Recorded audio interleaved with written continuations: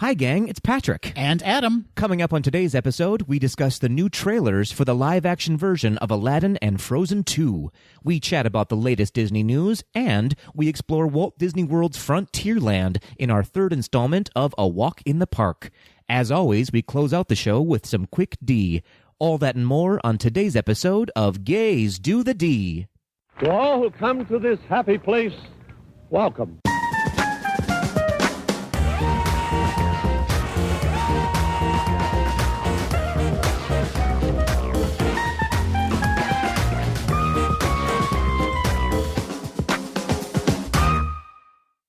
Patrick, Judith Kazuki. Welcome back from Hawaii. Judith is your middle name, right? It is. It okay, is. I thought so. I was named after Judith Light. Yeah, Judith Might. It's my drag name, Judith Might. Welcome back. Aloha. Oh, I don't know what that means. It means gays do the D in Hawaiian. Oh, does it really? Mm-hmm, mm-hmm. We are really popular in Hawaii. We're big there. We're real big. We have ones of listeners there. Sure do. How was your trip? It was just terrible. Was it? I bet. Yeah, it was so warm. Who wants that? Ugh, not me. My skin could breathe while I was there. Yeah. Disgusting. You have a lovely golden glow about you. Do I? It's almost like when Hercules gets his powers back. That's you right now. No, I feel like the day after I got back, my tan fully went away. No, I can still see it. Oh, good. Yeah. Good. That's all I needed is to be tan. Yeah. Mm-hmm. So what were some special experiences? Oh, goodness. The whole, have you ever been to Hawaii before? I was on Oahu. Okay. Yeah. That's where we landed. So we spent a day there. We went to Pearl Harbor. Oh, yeah. Which is just beautiful and emotional and all the things. And then we flew over to a little island called Molokai, which is sort of in the middle of the chain of all of the islands. Mm-hmm. Very low population. There's about 8,000 residents, I think, on the island. Yeah. So it's very remote, very beautiful. That, I think, was the highlight, just having this peace and quiet for a full week. Yeah, without beautiful. me there? Is that what you're... That's without what I'm getting from you? Yammering in my ears, telling me to do my homework for the show. Yeah. Gross. No, we went swimming with some turtles. Wow. If you follow my Instagram, you can see a cute little video of a turtle just swimming right by me. Incredible. Yeah, it was incredible. Well, I'm certainly happy to have you back. Thank you so much. And we have to thank Paul, who filled in for you last week. He did a wonderful job. You both had a very riveting conversation about the differences between a plaque and a certificate, and I was glued. Yeah, I bet. Yeah. I bet. It kept you interested on the flight back, didn't it? Fully interested. I was like, where is this conversation going? No, it was an awesome, awesome episode. Well done, you two. Yeah, well, thanks again, Paul. Absolutely. Thank you. Did you give him a kiss on the bicep for me? I did. One on each bicep. Good. Well, we need to go back in time a little bit. Uh-oh. Now that you're back. Yeah, Chewbacca time? Gonna go Chewbacca in time. Because back in episode 21, we did a take two of Oliver and Company. Mm-hmm. And we had a conversation about how Jenny from Oliver and Company and Penny from The Rescuers Down Under looked very similar, right? Yes, they were almost the same concept of a character. That's right. Well, one of our listeners and Instagram followers, Damien Daz on Instagram, sent us a DM with a linked image of several Disney characters with side-by-side comparisons and how similar a lot of those characters look. Absolutely. So similar. It's basically like looking at me next to you, side by side. It's exactly right. Exactly. Yeah. So I'm going to post that on our Instagram feed because it is really interesting to see those side-by-side comparisons. Yes. Was there one that stood out for you as like, oh my goodness, that's the same character? The one that stood out for me the most, and this is probably the most recent in the comparisons, was the two from Ralph Breaks the Internet. I mean, two from the same movie. Yeah. And it was S. Calhoun and Shank. Yeah, very similar. When you look at their faces, it's like, oh my gosh, those two look almost identical. Yeah, absolutely. I loved the Periwinkle and Elsa comparison. Yeah. It looked like baby Elsa, basically. Yeah. It's super funny. So head over to our Instagram feed at GDTD Podcast to check out that post. Mm-hmm. And moving on to our last episode, Patrick. Yeah. While you were sunning yourself on the beaches of Molokai, Paul and I listed our Fab 5 Disneyland Resort attractions. You sure did. And one of our listeners, Mespinai, I want to say, it's Mespinaii. Okay. From the Diamond in the Rough clothing company wrote in. Ooh. And said, my 5 fave attractions in Disneyland are Guardians of the Galaxy Mission Breakout, which was on Paul's list. It was his number 1. Radiator Springs Racers, Haunted Mansion, Pirates of the Caribbean, and watching the Newsboys show, which is the Red Car Trolley Newsboys show in Disney California Adventure. Talk about attractions. Ooh, yeah, Patrick, you're really going to like that. I can't wait. And in that same episode, Paul mentioned that at work a question was brought up of whether Goofy was a dog or a cow. There's this whole debate going. I've seen it online, too. Yeah, I was on the airplane listening to this, and I was screaming. And the pilot was like, ladies and gentlemen, we're going to be landing. We're making an unscheduled landing to get this madman off our plane. No, we took a vote on the plane. Oh. And Goofy is a dog, everybody. Goofy is a dog. Come on. Well, Simey Bear, one of our listeners and Instagram followers, wrote in and said, guys, Goofy is 100% a dog. His first few appearances have him credited as Dippy Dog, which I did not know. Yeah, that's right. Long ago. And I sent you, and everyone else should go on YouTube and look this up. There's the new Mickey Mouse cartoons. Mm-hmm. There's one called Dog Show, in which Mickey was supposed to enter Pluto in a dog show, but Pluto got injured, and he replaced him with Goofy as his dog entry for the dog show. So Goofy is fully a dog, everybody. I think so. Patrick thinks so. Mm-hmm. We are clearly the preeminent That's right. Disney historians. Yeah. I was actually wondering if that cartoon was sort of Disney's answer to this question. Oh, yeah. You know what I mean? Yeah. He's a dog. I had never seen anyone question Goofy's, what's it called? His Species? You wanted to say gender, didn't you? I did want to say gender. But I had never seen anyone question it before. And suddenly, like 2 weeks ago, there's like Russian trolls. I think it was Russian trolls. This was a test for the 2020 election. And they're like, let's see if we can mess up some Disney fans and get them real riled up. No one is safe from the Russian bots. Anyway, dog. Yep. Dog. Mm-hmm. Moving on, Patrick, we have to talk about some trailers that dropped this past week. Yes, please. Very exciting trailers. Some very, very exciting trailers. First up, we had the Aladdin spot. Mm-hmm. And this may have caused some controversy. Yeah, people were flipping tables across the nation. I heard them all.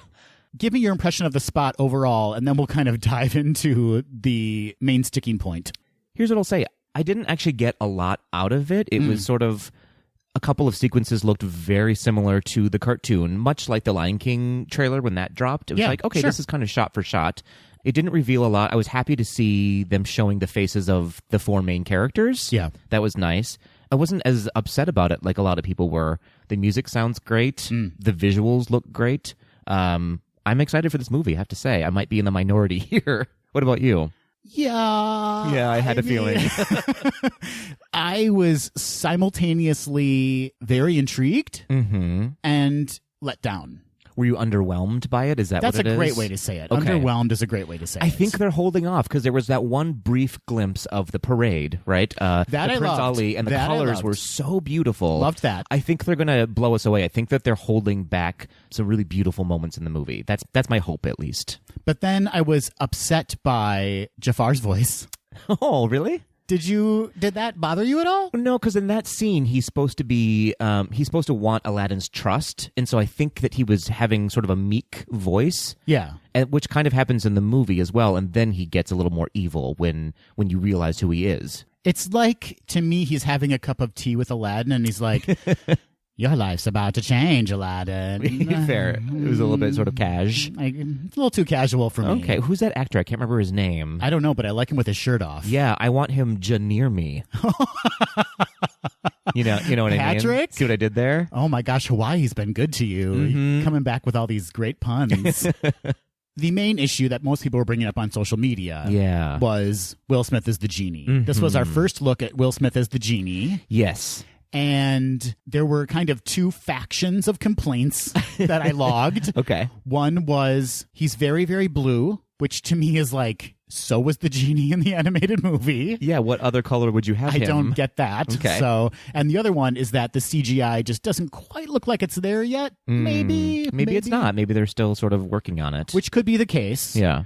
Disney was very quick to release a promotional image after that of him as kind of like the giant genie when he first emerges. Sure. And that looked much better than what we saw in the trailer itself. Yeah, again, I have to say, I feel like they're just holding back. They're just sort of well, teasing, right? This is a little teaser trailer, and they're just giving us a little taste of what's to come. But don't you think that the tease should be something totally delicious and irresistible? Yeah, a little more tasty. Just a little bit. Yeah, that one segment didn't overwhelm me, I guess. It was just sort of, oh, okay, it's sort of the Fresh Prince in a blue hue. Right. So hopefully it's a lot better than that. So over on our Instagram at GDTD Podcast, we had some comments from some listeners. Mm-hmm. Matt.T.B.R. said, everything looks great, but that genie, yikes. If he was just in blue makeup instead of motion capture, it would look so much better. Okay. Our friend Daneland said, excited to see how it turns out. Can't judge a 3-second clip. See, Dane and I, you're on my beam, Dane. That is glass half full mentality. That's right. I like that positivity. Mm-hmm. Mike_Toscano said, hate to say this, but I'm getting less and less excited about this. Sounds like that glass is getting less and less full as we go on. Gaze_of_Universal said, can we talk about Jafar's voice? Okay. Which we did, yes. Yeah. It's a little cash, as Patrick said. Mm-hmm. And Simey Bear, again, chimed in and said, I'm so excited. The music is amazing, and the Cave of Wonders looks incredible. Okay, see? Yeah, and over on Twitter, did you know we have a Twitter account too, Patrick? What's that? At GDTD Podcast, we also have a Twitter account, and Amy Espinoza posted a GIF. Is that how you say it? GIF? Yeah, a lot of people say GIF. I think it's technically a GIF. GIF? Yeah. Of Simon Cowell shaking his head on America's Got Talent. And underneath it says, it's a no from me. Okay, fair enough. So we're split. We're divided. We're split. Yeah. Okay. Yeah. I guess we have to reserve our judgment until we see the full motion picture. That's right. And here's what I'll say. I think no matter what Will Smith does, comparing him to Robin Williams' performance as the genie is just never gonna add up, right? Right. It's sort of like Lin-Manuel versus Dick Van Dyke. Like, it's, even if he does the best job in the world, it's gonna be so different, and there's nothing you can really do about that, you know? Just like the genie was Robin Williams, basically, I think they're gonna do that with Will Smith. He's gonna do what Will Smith does, and that's why they cast him. So it's just comparing apples and oranges. Or genies and genies. It's very astute of you.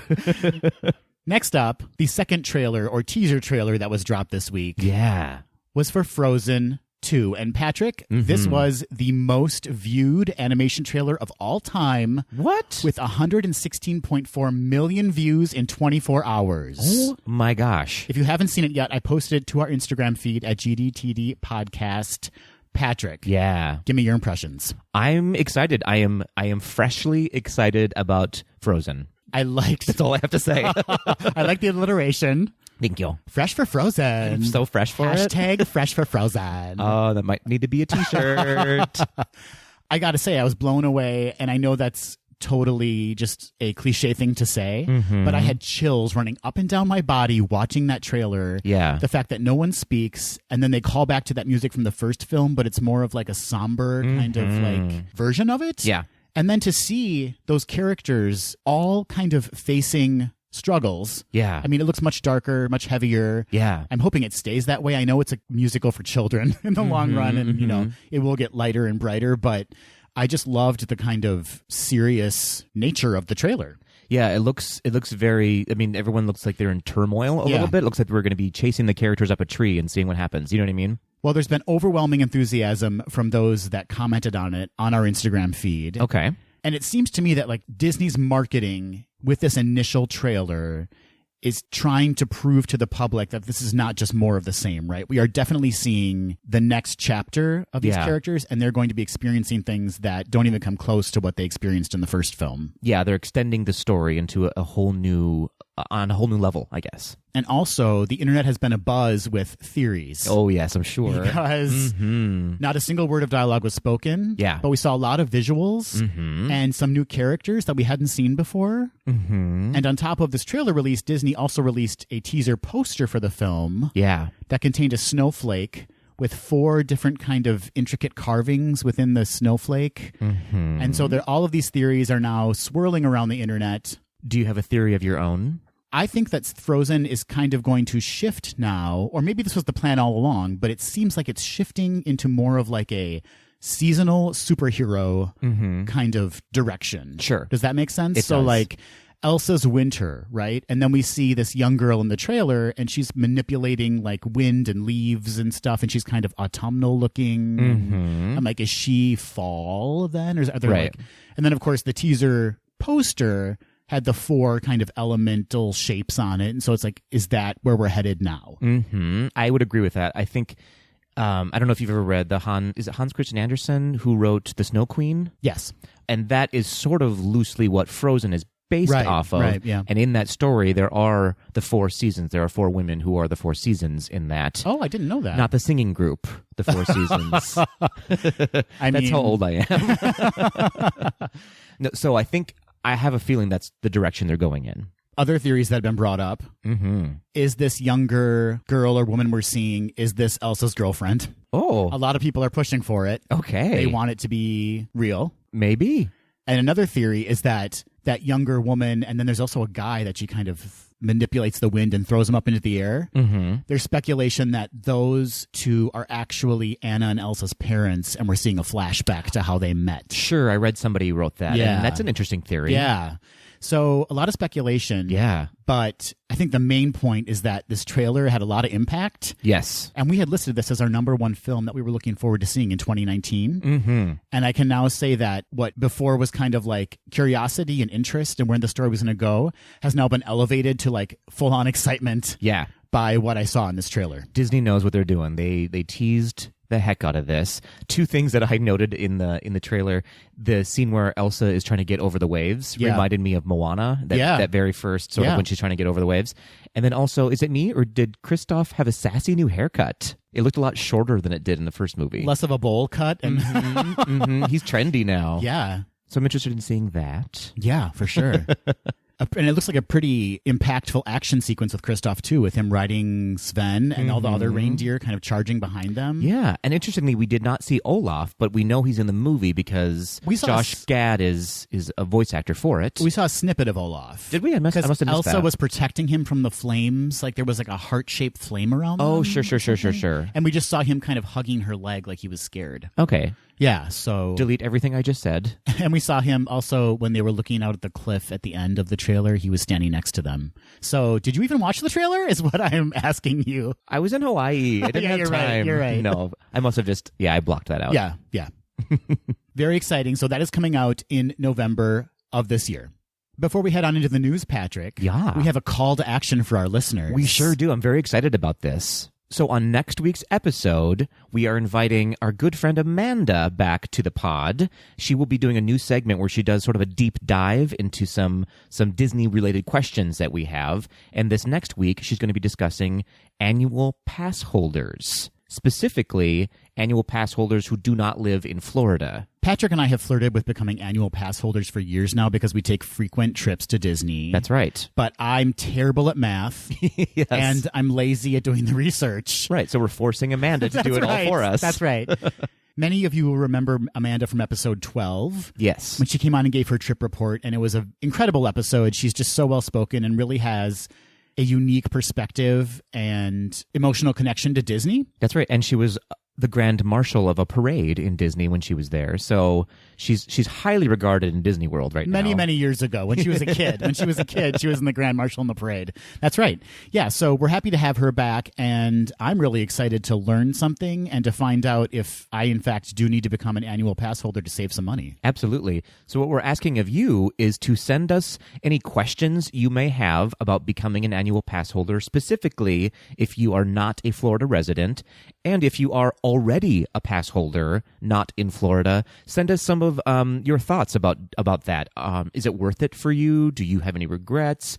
Do you have any tips or tricks about becoming one or remaining one? Send us all your thoughts. You can send those by email to info@gaysdothed.com. Or you can always reach out to us on social media at GDTD Podcast. Now, what do you say we head on into some news, Adam? I say we should do that, Patrick. I'm so glad you're on board.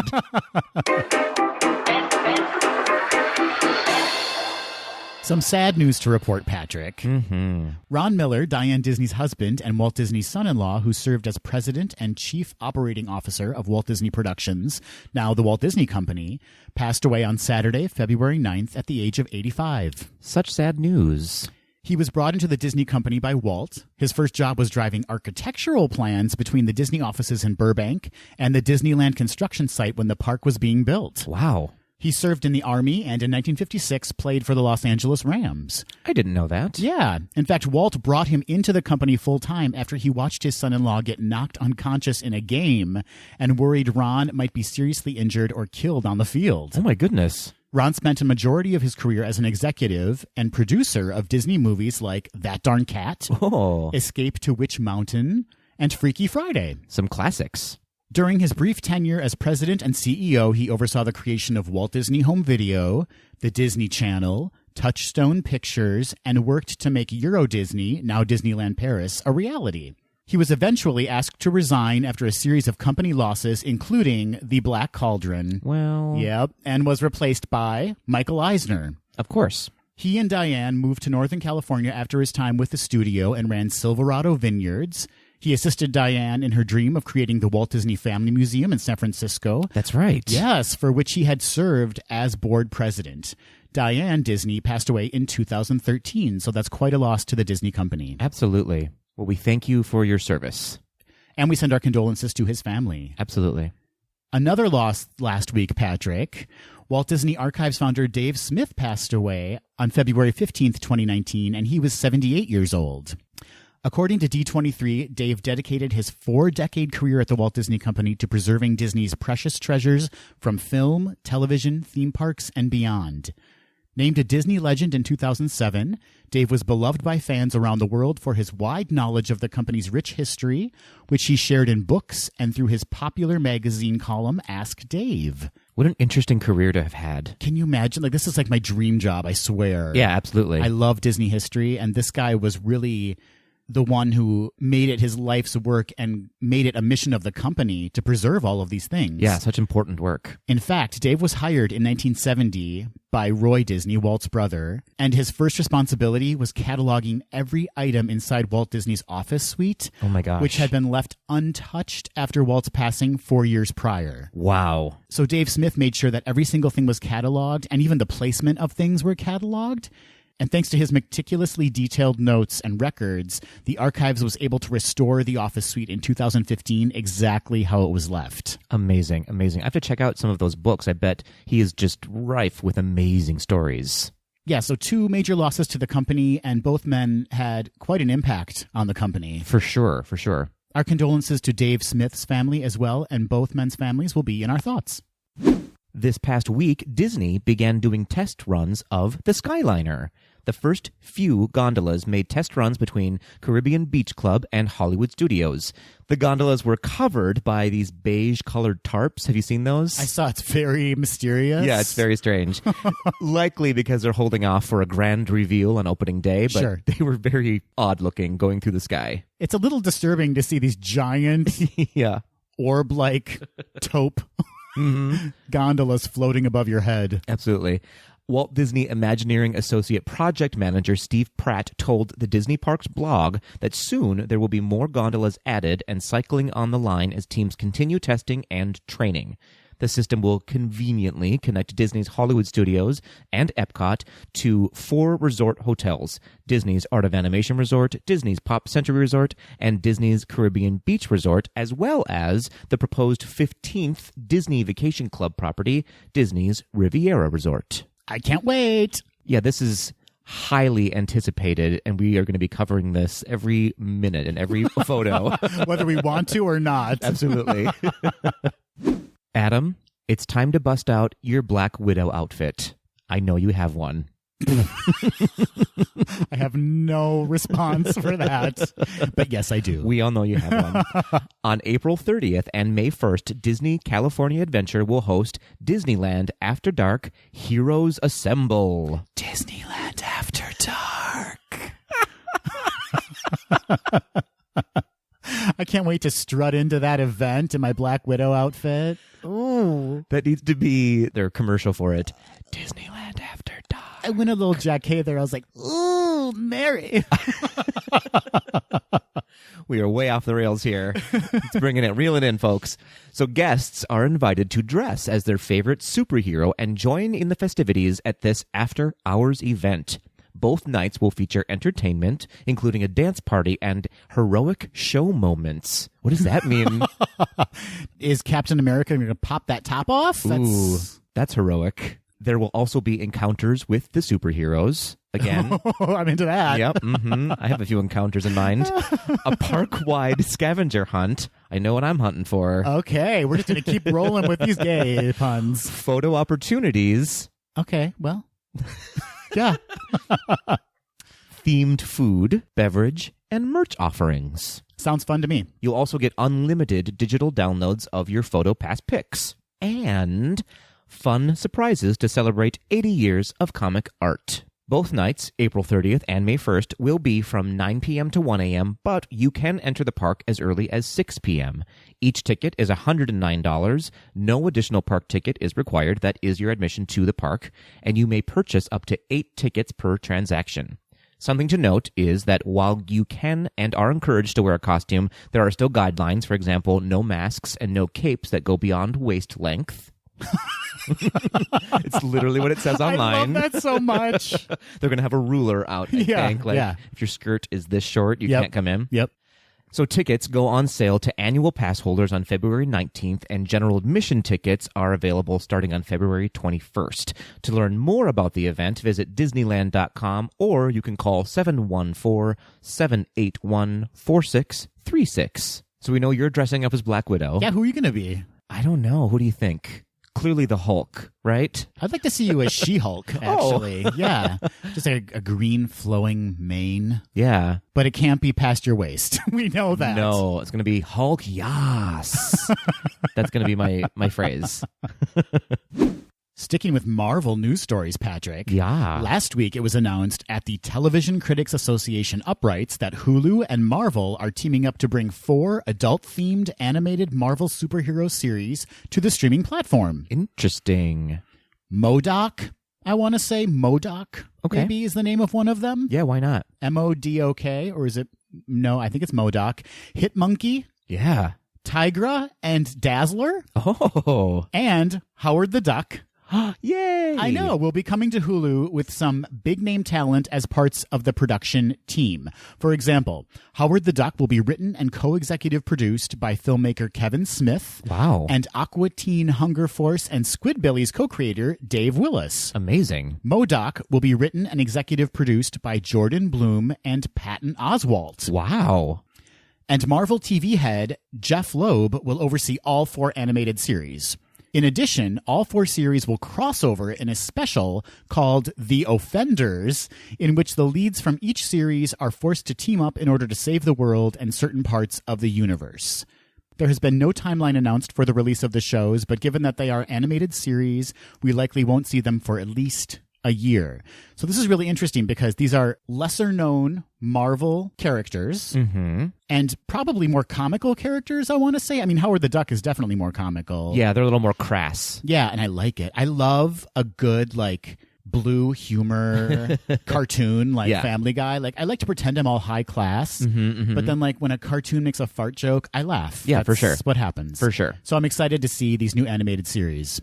And I can't let this segment go without mentioning the 1986 movie Howard the Duck. Patrick, did you ever see the 1986 Howard the Duck movie? I have seen it so many times. I actually love that movie. You do? I do. I need to watch it again because I haven't seen it. I think my parents took me to it in the theaters and they regretted that decision. It is not for kids. It is dirty. You see some duck nudity in it. Yeah, I remember that. Absolutely. It's a guilty pleasure, if you will. Leah Thompson. Yep. Tim Robbins. Jeffrey Jones. And did you know who voiced Howard the Duck? I don't. Chip Zien from Broadway. He played the baker in Into the Woods. Oh, really? In the Bernadette Peters version of Into the Woods. Oh, funny. Yeah. Huh.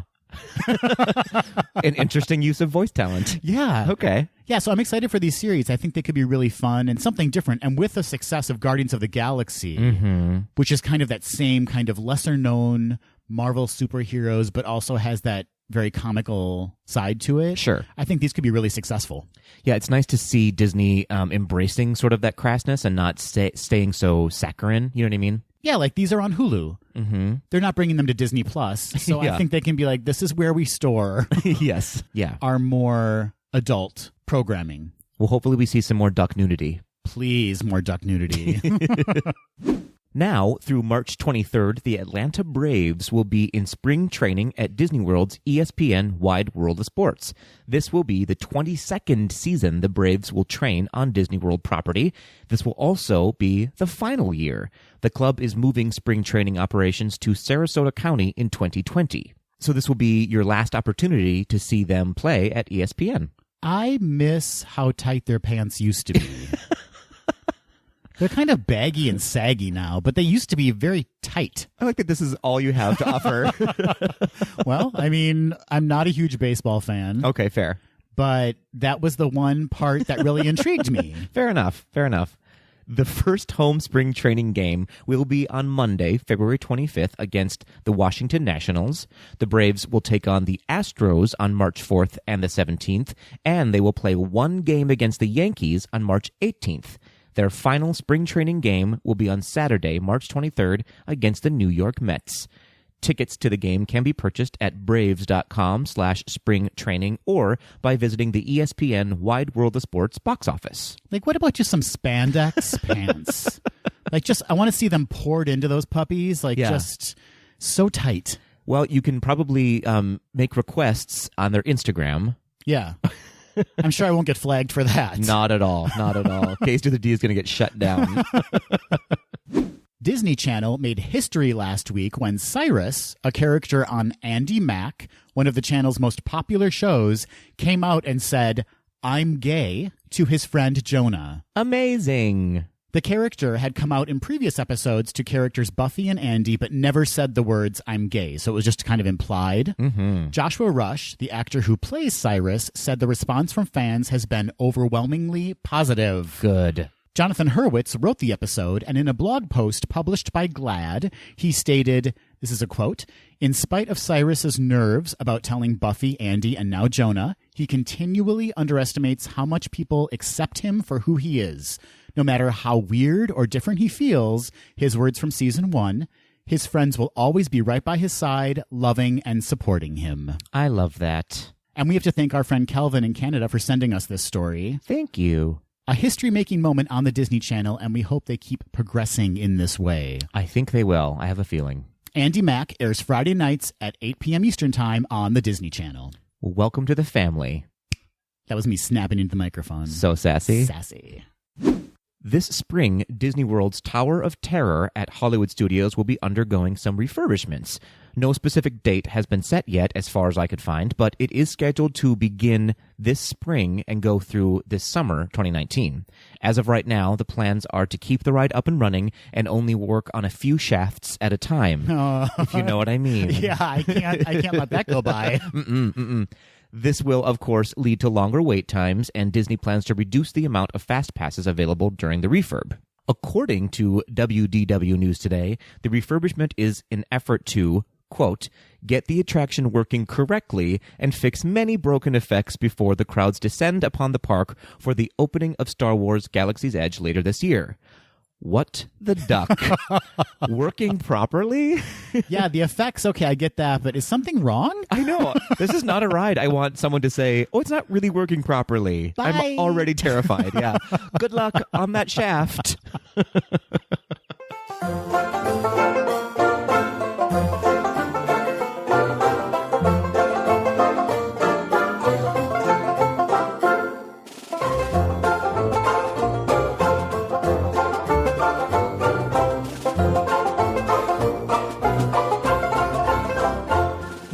Hey, Adam. Hey, Patrick. So as you know, I was just in Hawaii. Yeah? I just wanted to bring that up again. Okay. No, I was kidding. But as I was there, I have to say, I was getting a little nostalgic for Disney. I was missing the podcast. I was missing Disney. I was missing being in Disney World. So I thought, why don't I come back and our next episode will be another walk in the park in Walt Disney World. I love it. I love everything you just said. You did not mention missing me, but okay. Oh, I know. So this time on A Walk in the Park in Walt Disney World, we're going to be covering Frontierland. Rope 'em and ride 'em. We're going back to the Wild West. You've said that before. That came out so easy. I've got my buttless chaps on. Oh, my. I'm ready to go. Well, where are you going? So why don't we start with just some brief history on Frontierland before we start taking our little stroll through the park. Let's have an overview.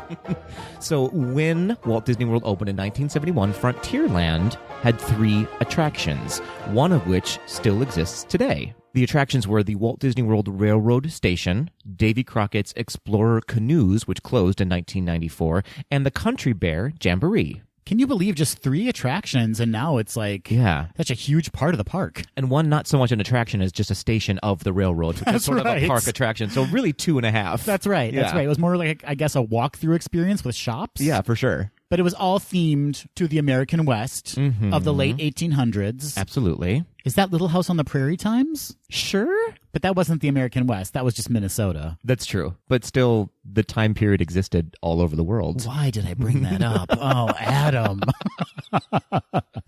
Moving on a little bit in history. Yeah. So in 1973, Tom Sawyer Island opened up, and it wasn't until 1980 that another attraction came into play, Big Thunder Mountain. 12 years after that, in 1992, Splash Mountain made its Walt Disney World debut. It's so interesting to think about because I think you think of these lands being fully formed when Magic Kingdom opened. But really, and this just doesn't go for Frontierland, but like all of the lands were kind of pieced together. They were opened a certain way, and then attractions were added. That's right. Well, which is sort of Walt Disney's vision, right? That it would always be evolving, always be expanding. Yeah. Just like my waistline. That's not true. For me, it's true. Oh, no. So we need to talk about the attractions, obviously. Of course. But before we do that, I need to mention that there originally was going to be an incredibly large, incredibly detailed attraction, more of a pavilion, actually. Yeah. Called Thunder Mesa Mountain. I love that title. I know. And the reason I'm bringing this up is because a lot of the existing attractions that we know and love today were actually going to be parts of this pavilion called Thunder Mesa Mountain. Sure. So Thunder Mesa Mountain was going to include a ride called the Western River Expedition, and that was going to be a Pirates of the Caribbean-like boat ride through the Wild West. I like it. So as we all know, Pirates of the Caribbean did not exist in Walt Disney World when the park opened, and this ride was going to be kind of Pirates' replacement once it was eventually built. Gotcha. Mark Davis designed the attraction and the characters. It went through a 5-year design process, and the narrator for the ride was going to be an audio animatronic owl named Hoot Gibson. And the boat ride was going to take you through the fictional town of Dry Gulch. The pavilion would also have included a runaway mine train coaster. That sounds familiar, doesn't it? And hiking trails atop the mesa, a Pueblo Indian village, and a pack mule attraction. So you would have been able to ride pack mules. Amazing. And all of this was going to be in Dry Gulch? It was going to be in Thunder Mesa Mountain. Oh, okay. So think of that as like almost like an Epcot pavilion. Got it. And there were going to be all these like minor attractions within that. Yeah. And outside of it as well. Now, I've had Dry Gulch before, and there's a pill for that. You do take a pill. You can also do a mist if you wish now. Is there a salve? There's a salve Okay. for Dry Gulch. There are many, many reasons why Thunder Mesa Mountain was never fully constructed.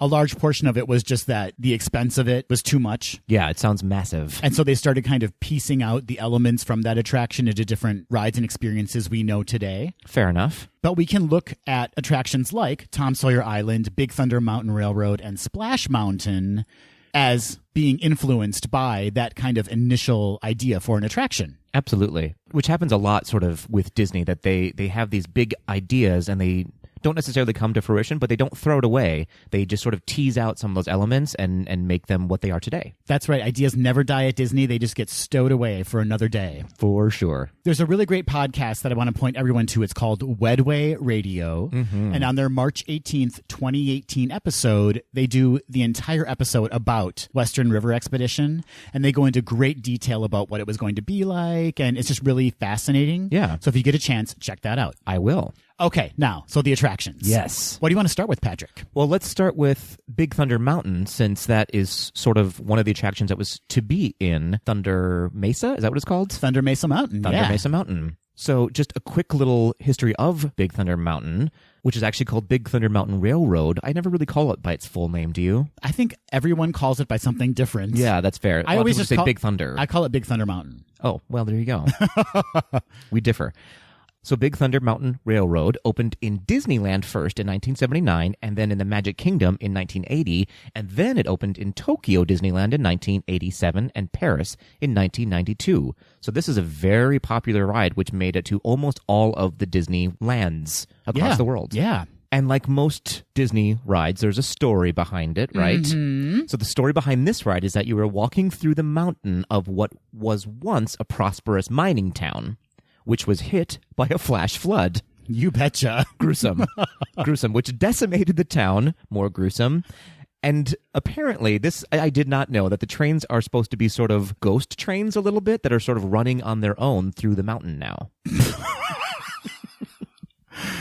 Weird. Yeah, I like it.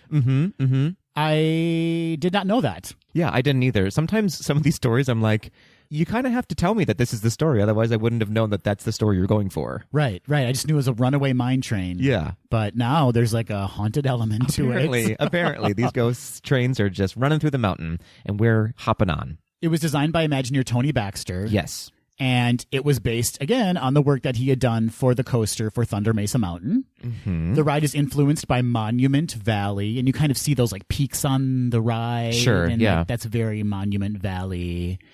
And those have forced perspective, which makes the peaks seem larger, which we see all over the Disney parks, right? Mm-hmm, absolutely. It is one of the first Disney rides to utilize computer-aided design. That's right. That was fascinating when I read that. There's a lot of amazing history behind some of these attractions in Frontierland. Yeah. A few more fun facts is the rainbow-colored cavern that is in the very beginning of the ride is a nod to an old Disneyland attraction called the Rainbow Caverns Mine Train, which is now where Big Thunder Mountain Ride lives in Disneyland. Kind of neat. I like when they do little nods to other lands. Yeah. The mining equipment that you see on the ride and surrounding the mountain are real antique pieces of mining equipment, making the whole ride a little bit more authentic. Haunted mining equipment? Apparently. Okay. Apparently, if you touch it, you go back in time. Oh. Mm-hmm, it's scary. Another fun little thing is, so the tiki room, right? The enchanted tiki room. There's a part where Jose, I think he's one of the parrots, says, "I wonder what happened to Rosita." There is a canary cage in the queue labeled Rosita. Get right out of here. I will not. Oh. Cute as a day is long. So I think we both read about this, Adam, and laughed. Yes. And laughed and laughed. So in October 2016, there was an article written in the Journal of the American Osteopathic Association. I read it every month. Who doesn't? I'm a subscriber and a donor.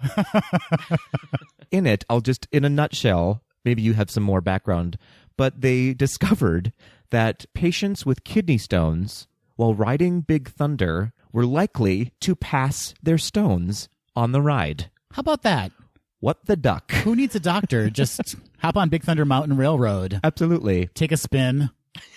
Cured. Cured. The study found nearly 70% of the time the kidney stone was passed, with results varying depending on which row the patient was sitting in. The study also found that Space Mountain and Rock and Roller Coaster starring Aerosmith failed to cause this result. That's right. So don't think that just any coaster No. can rid you of kidney stones, please. It's only Big Thunder Mountain Railroad. Absolutely. I can't. That's just the best. That's the best fact I've ever heard in my life. So those screams are real, y'all, when you're on that ride. The pain. Yes. How do you feel about Big Thunder Mountain? It is a ride I enjoy. Yeah. It is not in my top 5 list, maybe. Yeah. But I do like it. Every time I'm on it, I forget how fun it actually is. Yeah. Because it always seems like, oh, there's just better roller coasters than this. But it is a fun roller coaster. It's more fun at night, I think. I agree totally with that. And it's more fun in the back row. Yeah. I was just about to say it's more fun in the back. We like it in the back. This is definitely one where you get whipped around more in the back row. Truth. And not to drop this card again, Patrick, but the one at Disneyland is better. There, I said it. Okay? I will slap you if I could reach you. I will say that there are enhanced effects at the one in Disneyland. Oh, okay. That really does make the experience much more enjoyable. Okay, fair enough. So I'm excited to take you on it when we go in October. Does Disneyland's version have the billy goats? It does. Oh, okay, cool. Yeah. I love those goats. As I said, it just has more effects, and there's like a waterfall you go underneath. Okay. And it's just more of a story and more of an experience. Got it. You hate Disney World so much. I don't. I love Disney World. I love Disney World. Just kittens. But Disneyland's is better. Slap. So what do you say we head on over to what I'd say is at least one of my favorite attractions, Splash Mountain. I love Splash Mountain. It's so fun. Yes. Such a good ride. Yes. So, again, Splash Mountain originally debuted in Disneyland in 1989, and then it opened in Disney World on October 1st, 1992, and it opened in Tokyo Disneyland the following day. When it opened in Disneyland, it was the most expensive ride to be built at the time, and it rivaled what it actually cost to build all of Disneyland at the time. $75 million. Insanity. Insanity. But it makes sense, right? Because there's a lot going on that ride. A lot. There's animatronics. It's a water ride. Right. It's enormous. A giant mountain of concrete. Yes. Yes, absolutely. As we said, it's a water ride, so it's actually a flume ride. It's also a story ride, and it ends with a 50-plus foot plunge. A delightful 50-plus foot plunge, which you can watch Patrick and I taking on our Instagram at GDTD Podcast. That's right. Thank you, GoPro. It was designed by Tony Baxter, again. And many people may not know this, but he actually used animatronics from an attraction that had closed called America Sings for many of the audio animatronics in the ride. That's right. I think that was meant to be a little bit of a cost saver for them, too. They were running up against a very tight budget, and they were like, well, let's reuse some of these animatronics. There are 103 audio animatronics featured in the ride. Amazing. That's so many audio animatronics. Yes. I think that the riverboat at the end is one of, if not the biggest, moving set pieces that Disney has on their, at least in Disney World property.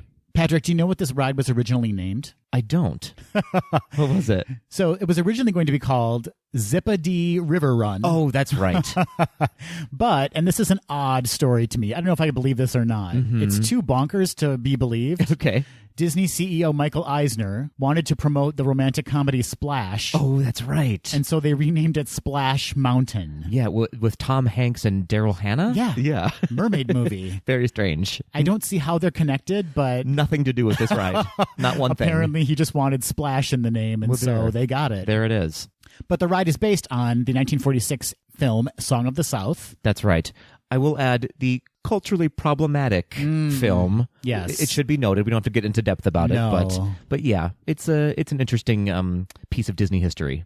And when they were testing the ride with company executives on board, they were at first getting completely soaked. And so they had to postpone the opening date to figure out why people were just getting so wet. Yeah, just buckets and buckets of water. Which made them, I think, they restructured how the little flumes were positioned, and the width of them, I think, had a lot to do with the impact of the water that came back at them. Absolutely. In Magic Kingdom Splash Mountain, there is 950,000 gallons of water. I think I swallowed half of that the last time I was on it. Yeah. If you keep your mouth open at the bottom of that ride, you're going to taste a little piece of Disney. And unlike Big Thunder Mountain Railroad in Disneyland, Splash Mountain in Disneyland is not as good as Splash Mountain in Walt Disney World. Interesting. Just my opinion. Okay. But the one at Walt Disney World seems like it has a lot more animatronics and like characters and story showrooms in it. I don't know if I'm just making that up, but it does feel different, and I prefer the one at Walt Disney World. Interesting. You're back on board. So as you said, it is based on the film Song of the South, and the pieces that they use are the little animated vignettes that are in the movie. It stars Brer Rabbit, and you sort of follow Brer Rabbit along his adventure as he's being chased by Brer Fox and Brer Bear, who presents his Brer Bottom a lot in this ride. There's like 3 or 4 scenes where it's just a big bear butt being stuck in like a tree, hanging upside down. There's been several movies that I've seen where I see a lot of bear butt. I believe you. Yeah. Moving on. So the end of the ride, Brer Rabbit is caught by Brer Fox and Brer Bear, and he uses reverse psychology and says, "Don't throw me into the Briar Patch." And of course, they throw him into the Briar Patch, which is the big drop at the end. You're going to the Briar Patch, and you learn that that's where he actually lives. So he wanted to go there all along. Take that, Brer Bear and Brer Fox. They do take it a lot in this ride. Patrick, did you know who voices Brer Rabbit in the Disneyland and Walt Disney World version? Please tell me. Jess Harnell, who is a voice actor who voices Wacko Warner in Animaniacs. That's right, yes. And Do you know, Patrick, who voices Brer Bear in the Walt Disney World version of Splash Mountain? I do not. James Avery, a.k.a. Uncle Phil from The Fresh Prince of Bel-Air. Of course it is. Hilarious. A fun and terrifying fact about this ride is that lap bars were not put into place on the Disney World version until January 2011. Oh, interesting. So you were just sitting there free-falling with no lap bar. Well, that's the way it is in Disneyland. There are no lap bars. But in that ride, I think you're in a single file line. You are. Whereas this one, you're sitting next to somebody, so there's a lot more space for you to fall out, I guess. And they're like, oh, maybe we should keep people securely in their rides. I was unprepared for the drop in Disneyland, and with no lap bar there, it is that much more scary. I bet. Also, another tip is that if you ride this ride at night, there is a beautiful view of the castle right before you fully go into the ride, into the caves. Yeah. You round a little corner, and there's this beautiful view of the castle. I highly recommend trying to get a picture from there. Also, you have a 1-second view of the castle before you drop. That's true. That's true. I've ridden it once during the fireworks, and it's so cool. I bet. It's really cool. Yeah. So we've talked about Splash Mountain a ton on this podcast. We both love it. It's one of our favorites. It's a must-do. Yes. Put it on your Fast Pass selections, because sometimes it can be a very long wait to get on that ride. Or go first thing in the morning, as you and I discovered, and you can ride it 2 to 3 times in a row. So speaking of bears presenting, yes, what do you say we head on over to the Country Bear Jamboree? Let's do that, please. All right. So to start off with a little sad history about this ride, while Mark Davis was in the concepting phase for the Country Bear Jamboree, Walt Disney walked into his office and he saw some of the drawings of the bears. He liked them. He laughed. He gave his approval. And then he said goodbye to Mark Davis, which, as history lore goes, Walt Disney was famous for never actually saying goodbye. And according to history, a few days later, he passed away. And that was on December 15th, 1966. How do I recover from this? I really like to bring a story down. Yeah, you sure do. And mission accomplished. The attraction was originally intended by Walt to be placed at Disney's Mineral King Ski Resort in California. That's right. Which he was trying to build in the mid-1960s. Of course, that was never built. And as you mentioned, Patrick, it was designed by Mark Davis. And Imagineers ex Atencio and musical director George Bruns created songs for the bears to sing. And those two guys, we know, also created Yo Ho, a pirate's life for me. That's right. So as you said, the Disney's Mineral King Ski Resort was never opened, but they kept on planning this attraction, knowing that they would probably have it available for the opening of Disney World in 1971, which it was. It was so popular in Disney World that they immediately created a replica for Disneyland, which opened in March 1972. I believe, correct me if I'm wrong, making this the first attraction to premiere in Disney World and then go to Disneyland. That's right. And then a third version was placed in Tokyo Disneyland in April 1983. And if you are a frequenter of Disneyland, you know that Country Bear Jamboree is no longer there. In 2001, it was closed and then replaced by The Many Adventures of Winnie the Pooh, another bear. Country Bear Jamboree is a 12-minute stage show, and it features 18 audio animatronic bears who sing short country tunes. The audience section includes audio animatronic animal heads mounted on the walls who interact with the characters on the stage. I love those guys. And Patrick, as you mentioned, this is an incredibly popular attraction. So much so that the Country Bear Christmas Special spin-off show premiered in 1984 during the winter season at the Walt Disney World Resort and at Disneyland. Yeah. And it was the first time an attraction experienced a holiday overlay. That's pretty cool. They don't do that anymore. I don't believe so. Yeah, at least not in Disney World, not that I've seen. That's right, but I think they do it in Tokyo Disneyland. Oh, okay. They do the holiday overlay. Very cool. And that overlay was so popular that they created Country Bear Vacation Hoedown in 1986. And that overlay was so popular at Disneyland that it became the permanent addition until the attraction's closing in 2001. And I can't let the segment go by without talking about the Country Bears movie, Patrick. I mean, from 2002. Obviously. I think Academy Award-winning Country Bears movie? Yeah, it seems clear to me. Yeah, starring Haley Joel Osment as the voice of Barry Barrington. Is that right? Yes. Oh. And Brad Garrett as Fred Betterhead. Oh dear. And guess who else was in it? Who? Christopher Walken. No. As Reed Thimple. Oh my. Yeah. Okay. Did you ever see that? Sure didn't. I didn't either. Sure didn't. I wonder, do they use any of the songs from the attraction in the movie? I've heard it's very loosely based on they're performing bears. I think that's where So they just are bears. they're bears and in they the probably country. have like country accents. Okay, and, fair enough. Yeah. Fair enough. I actually love some of the songs that are on this attraction. The All the Guys That Turn Me On, Turn Me Down. So funny. Kind of ribald. There's a lot of innuendo. Yes. That's, I guess, the best way to say it. And then, of course, Big Al's song, Blood on the Saddle. Weird. Weird. Yeah, it's weird. It takes a real dark turn. Yeah. But I'm here for it. And, of course, as you know, Orlando gets hot, hot, hot. And this is a very nice air-conditioned respite in your day. It sure is. Do you frequently do this attraction when you're down in Walt Disney World? You know, I haven't been on it, I think, the last 2 times. Yeah. But I do like it. It's always one of those things that if I don't really have anything to do for a while, go see Country Bears. I think you're absolutely right in tying it to the weather. Yes. If it's really hot and I need a break, yes. Country Bears 100%. Or raining, which happens every day there. Right.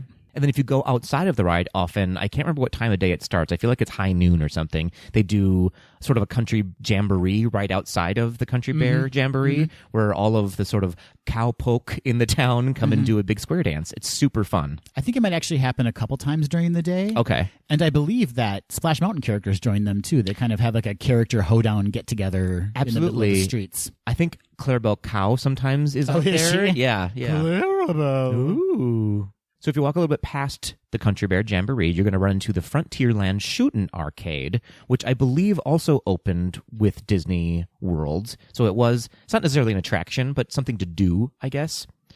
It's basically a state fair style shooting gallery themed as a shootout in Tombstone, Arizona in 1850. And I believe it costs $1 to play it. A fun fact, it was, like I said, an original Walt Disney World game to play when it opened up. And it actually used to use lead pellets in the guns. I've heard that, yeah. It's like lasers now, right? It is, yep. So in 1982, they refurbed it with an infrared system instead, which seems a little bit safer. Just a smidge safer. Yes. I heard that when they were using the lead pellets, they had to repaint it every single night, using over 2,000 gallons of paint a year to keep the upkeep going. Oh my gosh. Crazy town. Yeah, that's a lot of paint. Absolutely. Have you ever done the shooting gallery? I haven't. I've walked by and seen it, but I haven't ever played it. I think there's one in Disneyland, too, isn't there? There is one in Disneyland. I do remember playing that as a child. Oh, really? It was one of the very few memories I have of Disneyland. Yeah. What about you? I've never done the shooting gallery. Yeah. There's always people at it, so it seems pretty popular, but there's never like a line for it or anything. I was never like a gun kid. Fair. I was more like a magic wand kid. So like when my brother and his friends were playing like guns or like army, I'd be like, and I have a wand, Fair. and like that's how I would contribute. Yeah. Gaily. Well, that's how you enter my house every time you come over. It's just wand first. Wand first. And last but not least, we have Tom Sawyer Island, which was originally constructed in 1956 in Disneyland. Yeah. And was brought to Disney World in 1973. That's right. Mark Davis was the intended designer for this attraction, but when it was brought to Disneyland, Walt jumped in and ended up creating the design himself because he had big ideas for it. And this is, Patrick, where we both admit that neither of us has been to Tom Sawyer Island. It's true. I've seen it from afar and enjoy the view. Yeah. Safely from the bridge across the river. I think many, many people have been to Disney World or Disneyland and never done Tom Sawyer Island. Or even know that it's a thing you can do. Because it is essentially a giant playground, right? For sure. It's basically a walkthrough of some of Tom Sawyer and Huck Finn's adventures from the book Tom Sawyer and Huck Finn. In Walt Disney World, you can access it by raft from Frontierland, and that raft dock is across from Splash Mountain and near Big Thunder Mountain Railroad. Mm-hmm. And Tom Sawyer Island is comprised of caves, bridges, there's Harper's Mill, Potter's Mill, Fort Langhorne, and Aunt Polly's, which is a seasonal quick-service dining spot. Oh, I didn't even know that. Yeah. All right. They usually only open it up during the holiday season when they want to get people over there. Yeah, makes sense. It does look like a great place to sort of get some rest. There's some beautiful benches that sort of overlook Big Thunder Mountain and the river and the big river boat. Yeah. And I always see people just sitting there and sort of almost napping. Yeah. Which looks very relaxing. To me, it seems that if you experienced this as a kid and was part of your Disney experience as a kid, it's something you would do as an adult. Yeah. But because I never experienced it, I have no concept of what it actually is, and that's why I've never been over there. Fair enough. A fun fact is that cast members used to place these paintbrushes all around the island, and if you found one, you could turn it in for a fast pass. They've since stopped doing that. I imagine a lot of adults were going there and stealing paintbrushes from kids just to get on a ride. I'll do anything to get on Peter Pan's flight, I guess. I will push a kid, steal his paintbrush. Let's move on to the most important thing about any land, the food. The food. Num, num, nums. Yes. Where should we start? How about Pecos Bill? Because that's the only one I've been to. Oh, fair enough. Yes, I would love to, and I do love Pecos Bill Tall Tale Inn and Cafe. Me too. This is one of the better quick service restaurants I think that all of Disney World has to offer, in my opinion. Let's be honest, Magic Kingdom is not known for its food overall. Fair. And Pecos Bill offers you options, I would say, and delicious options too, because there is a toppings bar that is so delicious. So we should say this is a quick service location that offers lunch and dinner and nachos. What else do I need to say? Get the nachos and load them up. Get them nachos. Yeah. It's themed like an old Western saloon. There's lots of seating available, and it's air conditioning, of course. Yes, and there is a lot of outdoor seating there, too. Yeah. And it's a great spot to watch parades if you don't want to deal with Main Street crowds. Yeah. You can grab some nachos, grab an outdoor table, and watch the parade pass you by.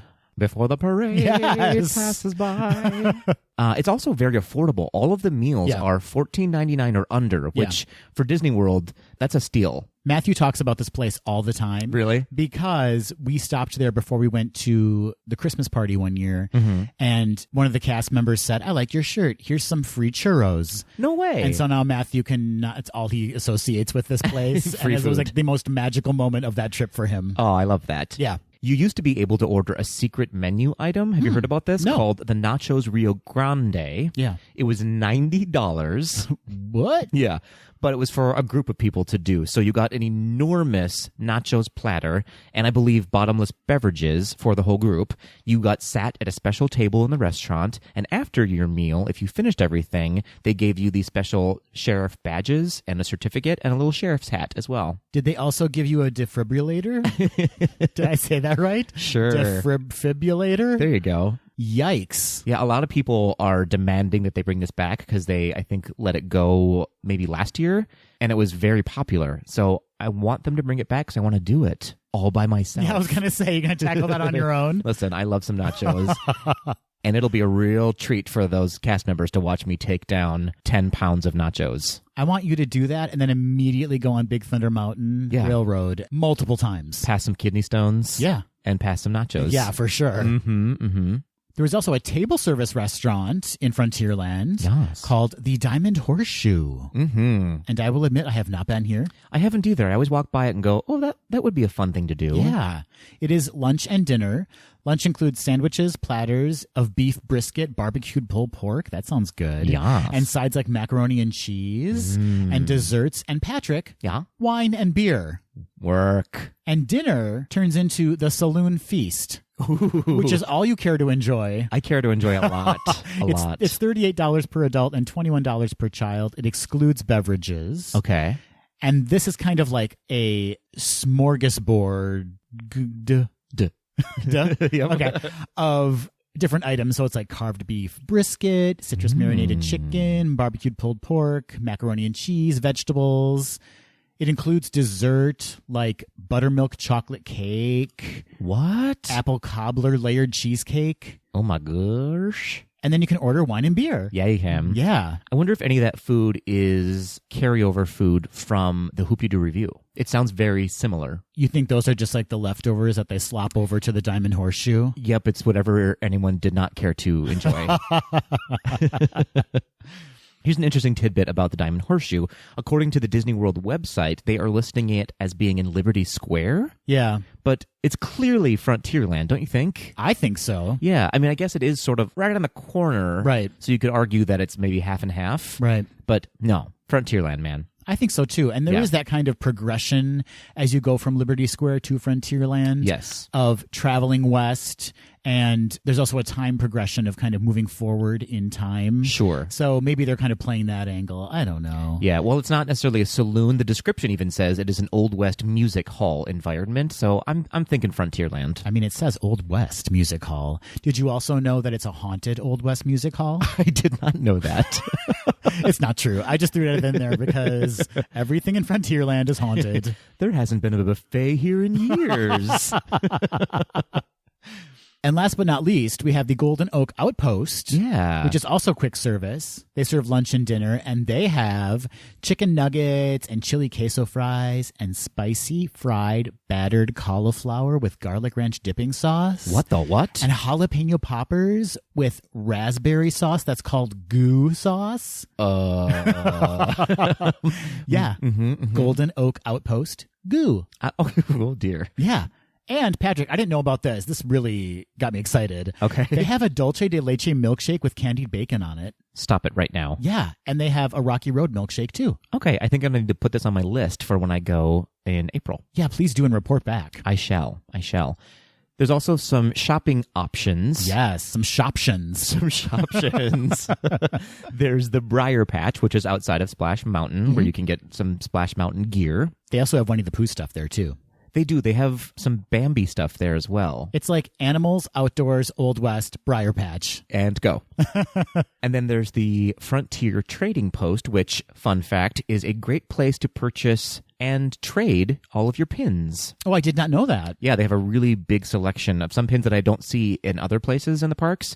And then their pin trading is really good there. There's also the Frontier Mercantile, the General Store, Prairie Outpost and Supply. There's Splash Court and Splashdown photos, which you walk through after Splash Mountain. And last but not least, there's Trail Creek Traders, where you can get some fantastic character hats. Interesting.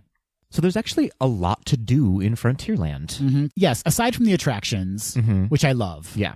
This is such an atmospheric experience walking through there. You really do feel like you're on the old-timey West. Like, I like to take my thumbs, and if I'm wearing pants that have belt straps on them, I like to hook my thumbs through them and strut like I'm wearing spurs. I like it. Yeah. Now, if I'm wearing pants, it's an off day for me. Yeah. So I'm saying it must be really cold. Yeah. Or just really cold. Fair enough. Also, like we said, the food options here are probably some of the best in the Magic Kingdom, at least. Right. I think one of the reasons I haven't been to a lot of the places to eat there is that it's a lot of comfort food in Frontierland. That's fair. And on a hot summer day, I do not want comfort food. Yeah. I can do the nachos from Pecos Bill's for sure. Yeah. But I don't think I want like macaroni and cheese and like a lot of meat and get the meat sweats on a sweaty day as it is. It's a lot. I'm still there for it. Okay. Batter up anything and I'll eat it. I dare say this might be my favorite land in the Magic Kingdom. Dare you? I dared. You did it. I can see why you're going there because you love Splash so much. I do. I could ride Splash Mountain all day long. Yeah. As I said, I love the food. The shopping is delightful there. It's pretty specific shopping as well. You're not going to find all of like the big ticket merchandise items. It's just really specific to that land, which I love. I love a good theme, and they do a really good job there in Frontierland. I also think that some of the smaller shops there do offer some unique items too. Like I think there's a shop that still sells like jams and jellies. Ooh. Yeah, like one of the smaller shops. So it's something you wouldn't find everywhere in Walt Disney World. Interesting merch, yeah. And of course, the cowboys. Those cowboys. Those cowboys, though. Have you ever seen a cowboy walking through Frontierland? Yes. Have you really? Yeah. I don't think I ever have I? Do you mean like a cowboy who's just like a character, or do you mean just a cast member? Both. I mean, like a cast member. Are there cast members that are wearing like, oh, now that I think about it, am I imagining this? Or are there women walking around in like prairie hats and like dresses? Especially when the hoedown happens. Yeah. You see a lot of them there. Right. Okay. I've been to a couple hoedowns in my day. Yeah. Yep. And then someone stands back up. Well, thank you, Adam, for going on that walk with me through Frontierland. I loved going back in time with you and experiencing. You know what I got to say about Frontierland is whenever I'm in Frontierland, I imagine that that's how people internationally imagine the Wild West actually was. Yes. You know, like, I'm like, this is exactly what people think that America is. And I'm one of those people. That's how I imagine it. We would love to hear your thoughts on Frontierland, what your favorite attractions are, what restaurants you enjoy. Mm-hmm. Anything we missed, maybe, that is a hidden gem within Frontierland? Let us know. Yes, do let us know. You can, of course, email us those thoughts at info@gaysdothedeed.com. Or you can reach out to us on social media at GDTD Podcast. Yeehaw, everybody. I'm going to go lasso something now. Uh-oh. Yeah. Is it my dog? Poor Ella.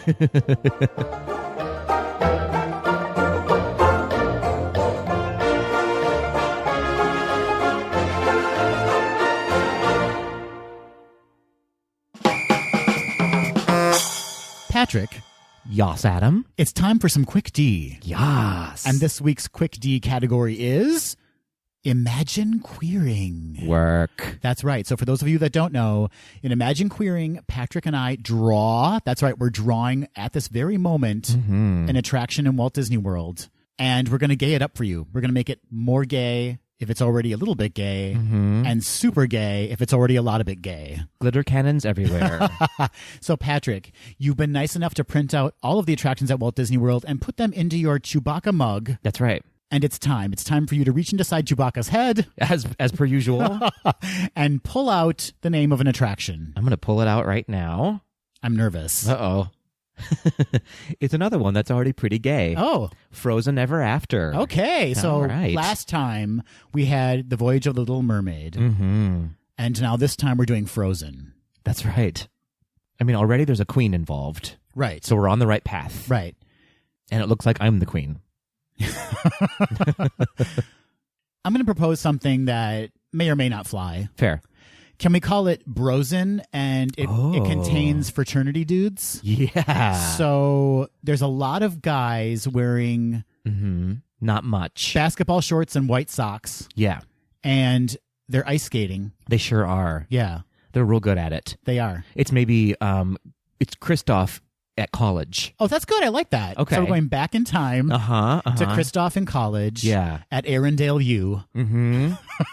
Just a real experimental time in his life. Yeah, and it was probably like his lacrosse team or probably like his fraternity. Yeah. And there was some hazing involved. I've seen this movie before. Yeah. Can't put my finger on it. Oh, I think you put your finger on it. Oh, dear. Maybe not lacrosse. Maybe it's that. What's that? It's hurling. Is that what it is? Curling? Curling. They were hurling after the beer. That's what it was. Okay, so that's good because it takes place on ice. Yes. So there's curling, and they're in shorts and white socks. Yeah. And which is the standard curling uniform, I think. I think. Yeah. Certainly there's a locker room scene, don't you think? Well, how else are they going to change into their shorts and socks? How else? This has to be very authentic. We need to see every minute of every day. Right. But I like to propose that everything be covered in glitter. Obviously. So I know that's not really a change from the current ride, but like if their shorts were glittered, if their socks were glittered. Yeah. We're economical. We're reusing that glitter. If the body wash they're using contains glitter. They got it from Bath & Body Works, probably. What are we going to do with those trolls? Every gay bar needs a troll. So there should be a gay bar scene. Yeah. Called The Troll. And so the curling team, after practice, decides, hey guys, wouldn't it be funny if we went to a gay bar? Yeah. And they're like, yeah, bro, like let's check it out. Yeah, so wouldn't it be ironic? Yeah. So then they walk in. Yeah. And record scratch. And all of the trolls just Yep. And this is maybe where the boat shifts in the ride and you start going backwards. Yeah. It's like a physical representation of the kind of a reawakening. Yeah, like rediscovery and let it go. Yeah. Let it go. Yeah. Take off your shorts and go. Okay. Is that the song? I mean, we can workshop it. I'm into this. So it's a celebration of the male physique. Yes. Oh my gosh, that was like beautiful the way you said that because I was going to go much more. I know. Lowbrow. I save us from being censored. But it also is an invitation for people to question their own identities. That's right. Right? I mean, to give this a higher purpose. Yeah. It doesn't need to be just about guys in shorts and socks. Not just about that. It also needs to be about people questioning their own sexual identities. Right, which is the real magic behind Brosen. Does Marshmallow make an appearance in this ride still? The ice monster? Mm-hmm. Oh, yeah, Marshmallow's still there. Okay, good. I think Marshmallow's the bouncer of the bar. I think you're right. And when the guy started getting a little rough and tumble, a little aggressive, he's like, take that downstairs, because downstairs is the S&M club. Yeah, and that might be where the sauna is. Remember the sauna? Oh, yeah. Yeah, we forgot about the sauna. Oh, that's right. Mm-hmm.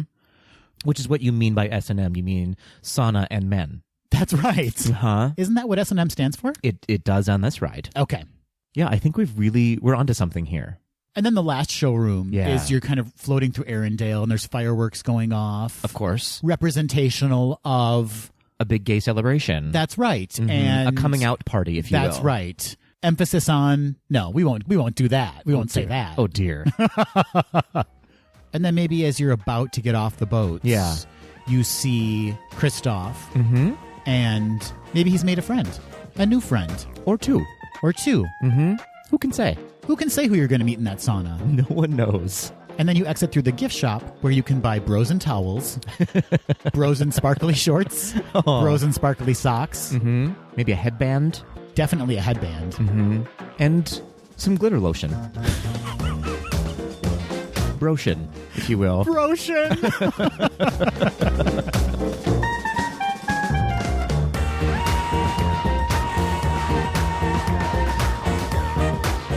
That will do it for this episode of Gays Do the D. Thanks for listening. Ratings and reviews are greatly appreciated and help people find us on Apple Podcasts, Google Play, Spotify, and Stitcher. Continue the conversation after the episode on Facebook, Instagram, and Twitter at GDTD Podcast, and on our website at gaysdothed.com. Submit your questions or show ideas to info@gaysdothed.com. Have a great week, everybody. See you real soon.